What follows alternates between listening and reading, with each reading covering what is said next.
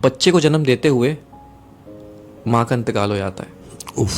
लेकिन शौहर को उसकी बीवी की नसीहत याद होती है कि इस बच्चे का ख्याल रखना है। देखते ही देखते बच्चा वो 3 साल का हो जाता है। 3 साल बाद उसका बाप फिर दूसरी शादी कर लेता है एक शादीशुदा औरत से। अच्छा। जिसके पहले से 3 बच्चे होते हैं। अच्छा, वो सौतेली माँ होती है जालिम। वो उस यतीम बच्चे पे बहुत जुल्म करती है। एक दिन ऐसा ही होता है, उस सौतेली माँ की फैमिली आती है दावत पे और वो यतीम बच्चा भी बैठ जाता है खाना खाने के लिए। तो वो यतीम बच्चा चावल गिरा देता है। तो उसकी सौतेली माँ उसको उठाती है, उसको 2 थप्पड़ मारती है और फिर उसकी चावल की प्लेट के साथ उसको बालकनी में बिठा देती है, सर्दियों की रातों में शीशा बंद करके। अपने बच्चों से हटा के।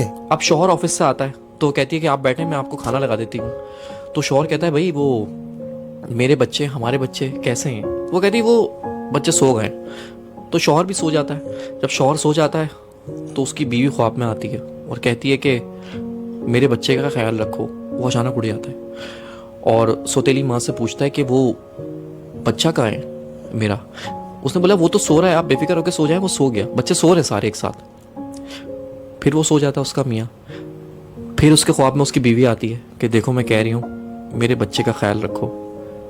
तो फिर उठ जाता है और फिर उससे पूछता है कि वो बच्चा कहाँ है, बच्चे सब खैरियत से हैं? उसने बोला हाँ, तुम्हारा बच्चा सो रहा है। फिर वो सो जाता है। तो फिर तीसरी बार वो बीवी उसके ख्वाब में आती है और कहती है कि अब तुम्हें ख्याल रखने की जरूरत नहीं है क्योंकि मेरा बच्चा मेरे पास आ चुका है। वो घबरा के उठता है और सौतेली माँ से पूछता है कि बच्चा कहाँ है मेरा?